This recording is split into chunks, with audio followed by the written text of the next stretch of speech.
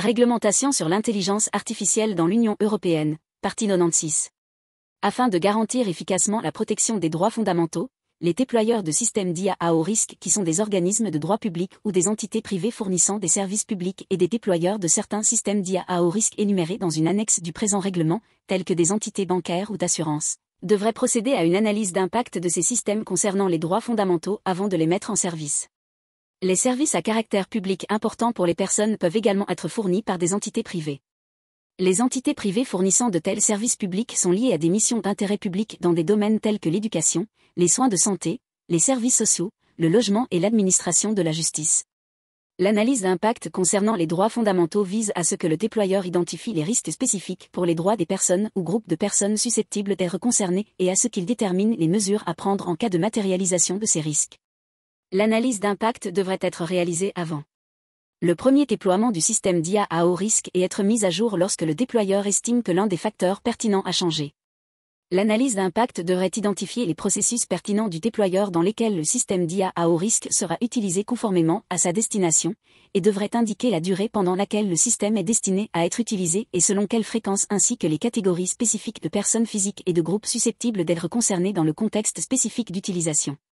L'analyse devrait aussi déterminer les risques spécifiques de préjudice susceptibles d'avoir une incidence sur les droits fondamentaux de ces personnes ou groupes. Afin que cette analyse soit réalisée correctement, le déployeur devrait tenir compte des informations pertinentes, y compris, mais sans s'y limiter, les informations communiquées par le fournisseur du système d'IA à haut risque dans la notice d'utilisation. À la lumière des risques recensés, les déployeurs devraient déterminer les mesures à prendre en cas de matérialisation de ces risques, y compris, par exemple, les dispositions en matière de gouvernance dans ce contexte spécifique d'utilisation, telles que les dispositions pour le contrôle humain conformément à la notice d'utilisation ou les procédures de traitement des plaintes et de recours, en ce qu'elles pourraient contribuer à atténuer les risques pour les droits fondamentaux dans des cas d'utilisation concrets. Après avoir réalisé cette analyse d'impact, le déployeur devrait en informer l'autorité de surveillance du marché concerné. Le cas échéant, pour recueillir les informations pertinentes nécessaires à la réalisation de l'analyse d'impact, les déployeurs de systèmes d'IA à haut risque, en particulier lorsque des systèmes d'IA sont utilisés dans le secteur public, pourraient associer les parties prenantes concernées, y compris les représentants de groupes de personnes susceptibles d'être concernés par le système d'IA, les experts indépendants et les organisations de la société civile, à la réalisation de cette analyse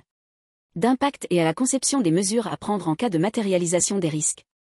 Le Bureau européen de l'intelligence artificielle, ci-après dénommé Bureau de l'IA, devrait élaborer un modèle de questionnaire afin de faciliter la mise en conformité et de réduire la charge administrative pesant sur les déployeurs.